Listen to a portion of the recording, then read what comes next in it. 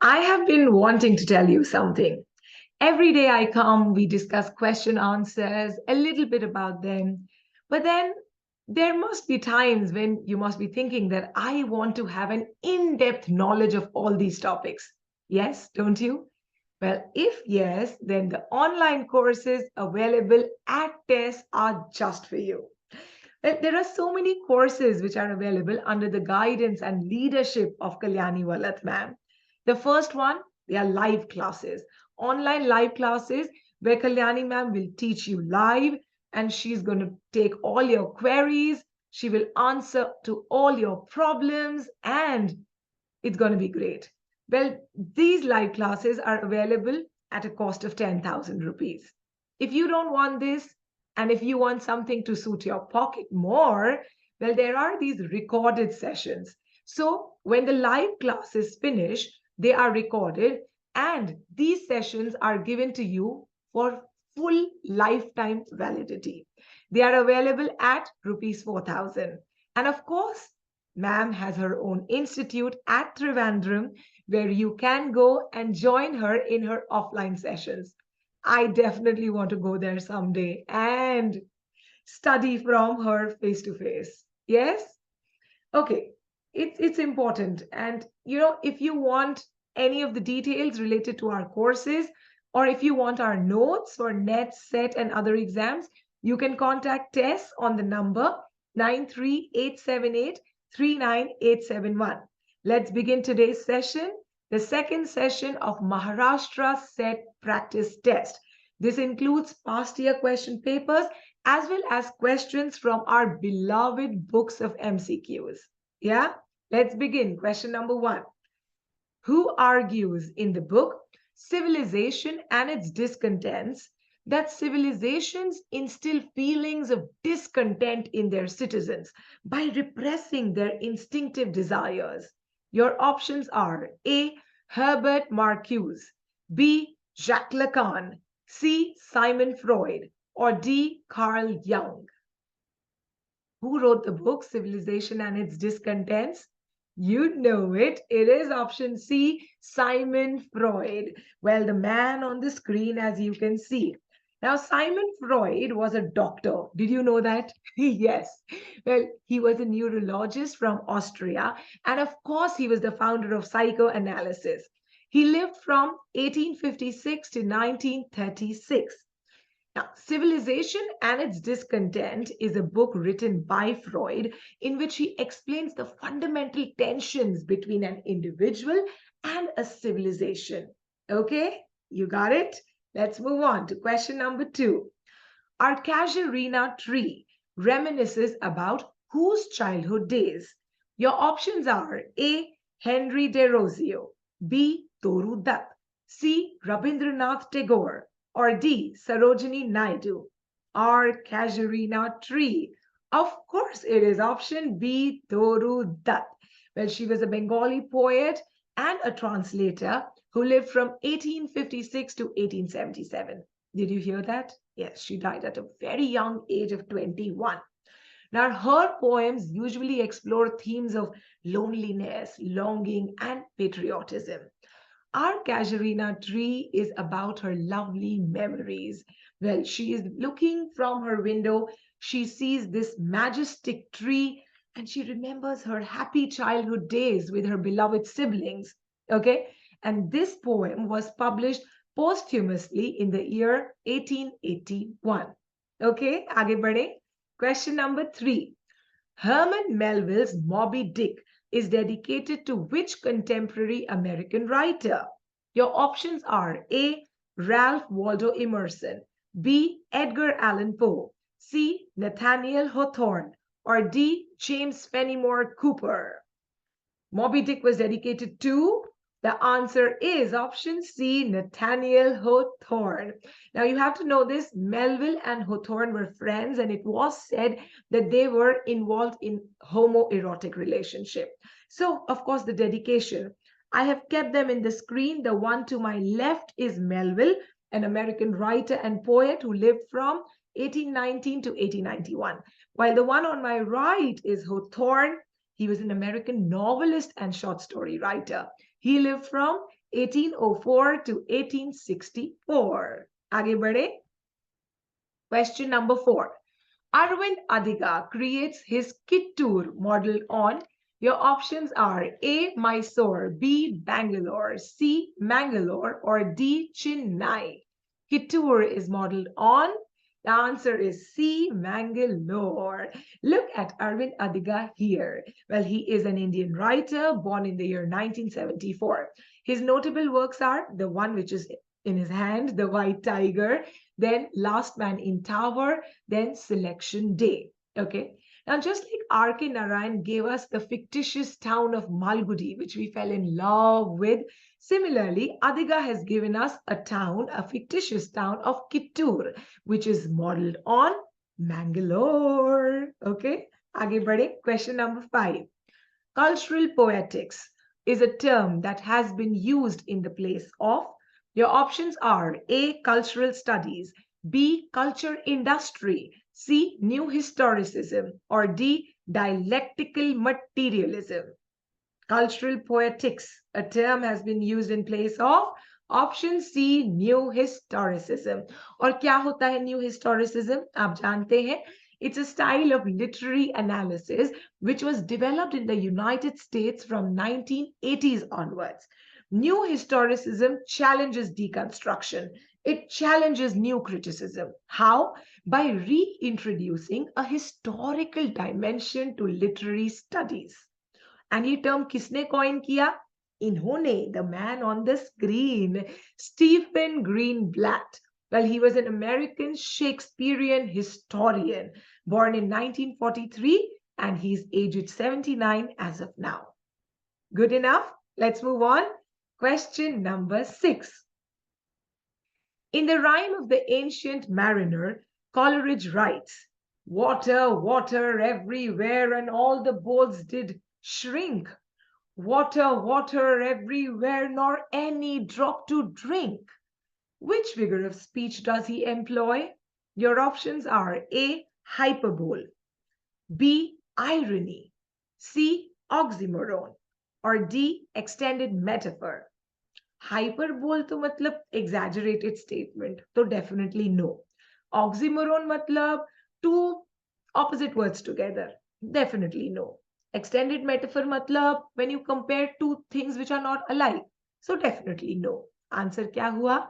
B. Irony. Well, why irony here? It says that the water is present everywhere, but it is of no use to the sailors.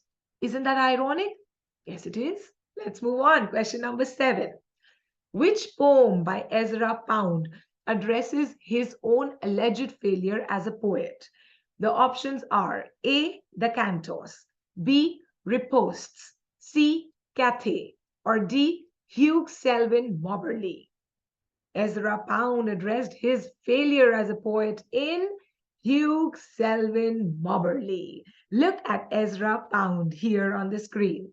Well, he lived from 1885 to 1972, an American poet and critic and a major figure in early modernist poetry movement. Now, Hugh Selwyn Moberly, it's a transitional poem which indicates Pound's farewell to imagism and lyric poetry, and also his decision to abandon London permanently. Now, why did he want to leave London? That was because he rejected the British society during World War I. Okay? Yeah, let's move on. Question number 8. In which country Hamlet is being sent by Claudius in Shakespeare's play Hamlet? Your options are A. England, B. Denmark, C. Venice, or D. Rome. Hamlet को कहाँ भेजते हैं Claudius? Well, to option A, England. With whom? With his friends Rosencrantz and Guildenstern. But does he even reach England? No, he does not, because the pirates come and loot him. They attack him. So he rescues himself and moves back to Denmark. Now, Hamlet, you know, is a Shakespearean tragedy and also his longest play. It is set in, as I told you, Denmark, right? Let's move on. Question number 9. A prominent practitioner of archetypal criticism is, your options are A. Raymond Williams, B. Maud Botkin, C. Stanley Fish, or D. E.D. Hirsch? Archetypal criticism is associated with option B, Maud Botkin. Actually, her full name is Amy Maud Botkin.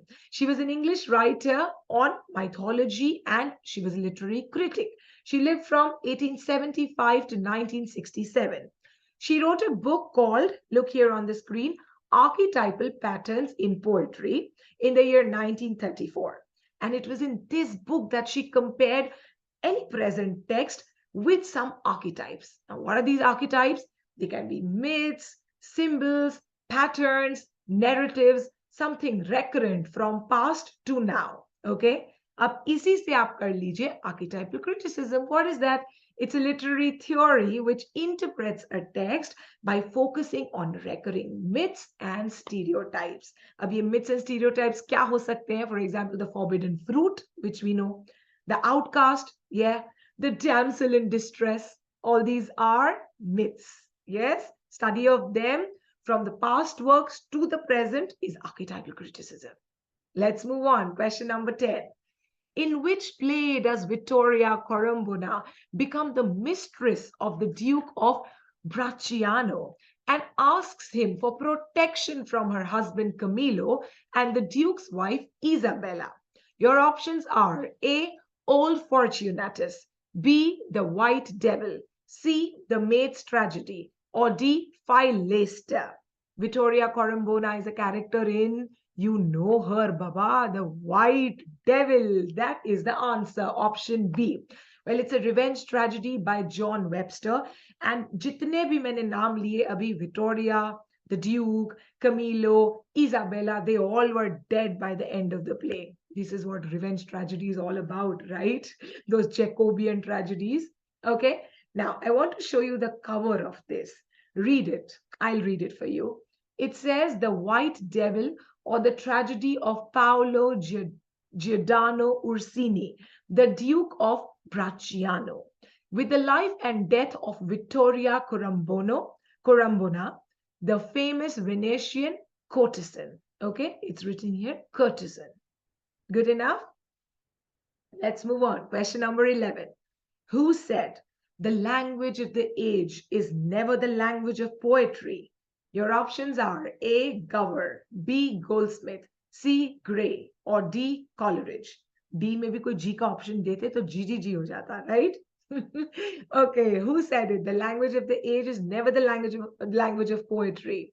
It was Thomas Gray, the English poet who lived from 1716 to 1771. Now, Gray wrote a letter to his friend Richard West in which he wrote these lines. Why did he? Because he never employed that common folks language, that everyday language in his poetry.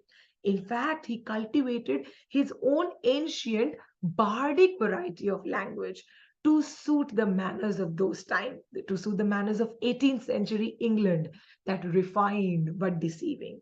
Yes? Okay, let's move on. Question number 12. What is a hypothesis? Your options are A. A research question to be investigated. Is that hypothesis? No. B. A statement that the researcher wants to test through the data collected in a study. Is that what it is? Yes, it is. So, kya main aage badhu? Okay, you should know it. Hypothesis actually is a statement which is also called as supposition or a proposed explanation. It actually is the starting point for further investigation. Okay, in a research. Let's move on. Question number 13. My story is the autobiography of, your options are A. Mulk Raj Anand, B. M.K. Gandhi, C. Kamala Das, or D. Nissim Ezekiel. My story. It is the autobiography of Kamala Suraya Das. She was an Indian poet in English, lived from 1934 to 2009. Her one-time pen name was Madhavi Kutti. Okay, so you should know this. This can also come. My story, her autobiography, has 50 chapters, which tells us the life of Ami. Ami represents Kamala. She tells us about various things, like, for example, facing racial discrimination while in a missionary school in Kolkata, Second, the brutal relationship she shared with her husband. Third, her extramarital affairs. Fourth, her literary career. Yeah, all of it and more. Look at this cover. Originally, the book was published in Malayalam and later it was translated into English in the year 1976. आगे बढ़ें. Question number 14. When a nation casts off colonialism, it also casts off the colonized man. What is the implication of Frantz Fanon here? Your options are A, that native intellectuals must dig up the fragments of culture. B, that one must exoticize one's own people. C, that it gives rise to isolationism. Or D, when we become free of oppression, we regain our humanity. What did Frantz Fanon say? What did he mean? He meant option C, that it gives rise to isolationism. Look at Fanon here and his book, The Wretched of the Earth. Well, Frantz Fanon, as you know, was a French West Indian psychiatrist and a political philosopher. He was born in the French colony of Martinique. He lived from 1925 to 1961. Again, he also died quite young at the age of 36. Now, his book, The Wretched of the Earth, it's a 1961 book in which the author is analyzing the dehumanizing effects of colonization on the colonized as well as the nation. Okay, this is what the book is about, and this is where this quote is taken from. Aage badhe, the last question of the day. A novel with a political or social message is called A. Roman à TES, B. Roman à clef, C. Urzi Roman, or D. Nouveau Roman. Roman, हम तो French बोल रहे हैं nasal tone से. The answer is option A, Roman à TES. Well, it is a political, a social message giving novel, or let's say a didactic novel. Some good examples can be Crime and Punishment by Fyodor Dostoevsky, or The Stranger by Albert Camus, and many more. With this, we are done. Well, I hope you liked today's session. If you found it a little difficult, that's okay. We are learning every day. Do tell me your score in the comment. And if you want any different changes, anything else, you can tell us that as well. And I've told you about our courses. Kalyani ma'am does online live courses. We have recorded lectures. We have notes. We have quizzes. And of course, we have our books of MCQs. For any details, contact us on 93878-39871. Thank you so much. This was Heena. See you again tomorrow. Bye.